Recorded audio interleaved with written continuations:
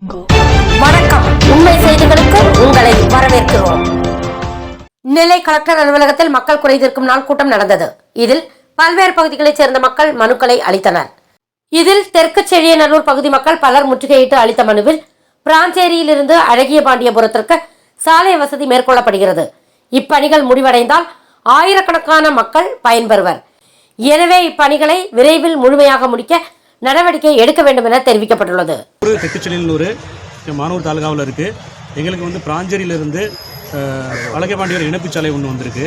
அதில் already government plan பார்த்தபடி எங்களுக்கு ரோடு வேலையை ஸ்டார்ட் பண்ணிட்டாங்க. ஸ்டார்ட் பண்ணுறதுக்கு முன்னாடியே இயற்கைக்கு நெருக்கடி கொடுத்து அதை போடக்கூடாது அப்படின்னு சொன்னாங்க.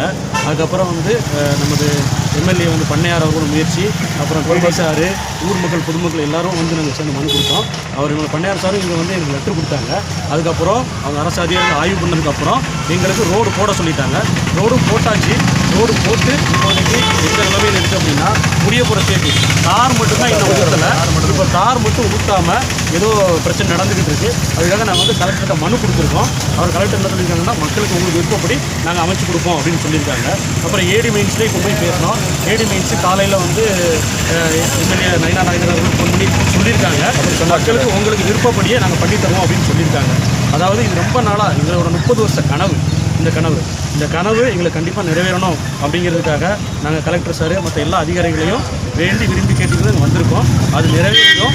இந்த கனவு இது எங்களோட வாழ்வாதாரம். ஆமாம், ஏன்னா எங்களோட சுடுகாட்டு பாதை கோயிலுக்கு போகிறது எல்லாமே. இதுக்கு முன்னாடி இருந்தவங்க இங்கே திருவோணம் நாங்கள் வாழ்கிறதுக்கு போய் வழி கேட்டோம். அவங்க இது வரைக்கும் எங்களுக்கு சாவரத்தை அப்படி சொல்லியிருக்காங்க. இனிமேல் இந்த அரசாங்கம் அதிகாரிகள் எல்லாம் இனிமேல் எங்களுக்கு வாழ்வாதாரத்துக்கு தக்க நடவடிக்கை எடுத்து கொடுக்குமாறு தாழ்வுடன் கேட்டுக்கொள்கிறோம். அதுதான் எங்களோட முயற்சி. தார் சாலையை போட்டு விரிச்சு சொல்லி போட்டுருக்கோம். அது ஒரு நாள் 2 நாள்.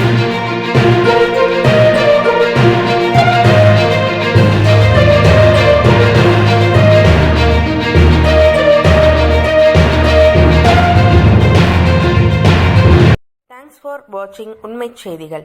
நெல்லை செய்திகளை உடனுக்குடன் தெரிந்து கொள்ள சேனலை சப்ஸ்கிரைப் பண்ணுங்க, லைக் பண்ணுங்க, ஷேர் பண்ணுங்க.